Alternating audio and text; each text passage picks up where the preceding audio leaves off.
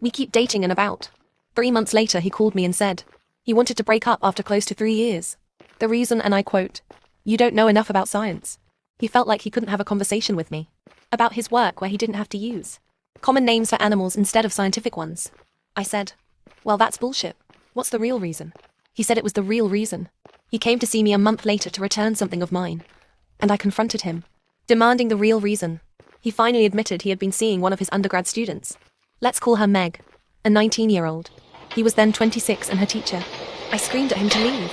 My roommate threatened to throw him off our second-floor balcony if he didn't go, and he left. It hit me all at once after he walked out, and I went from rage to stunned laughter. I'd met Meg a few times, and at one point, she was at his house for a BBQ and spilled something all over her pants. Jake asked me if I could loan her some sweats. I couldn't because I was a size 8 and she was a size 18. Nothing wrong with that at all, but the point is, I realized he made those comments about my weight to try and get me to break up with him because he was a coward. He clearly liked a big gal.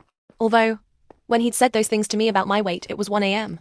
I lived about 95 miles away, and we had just had sex, so I don't know how he thought this would go. Even in hindsight, it perplexes me. Did he think I was going to break up with him and storm off into the night and drive for an hour and a half? Anyway, I emailed his roommates. It was the early 2000s. It's how you communicated anything you didn't want to say on the phone. I wanted to let them know we'd broken up, and that they were always lovely to me, and thank them for being friends. They both admitted they knew about Meg and were the ones to demand that Jake tell me, or they would. That's when he broke up with me with the lame "you don't understand science" excuse. One of his roommate, a super nice, super cute guy named George, offered to help me get a few things still at their house that he had collected for me away from around the house.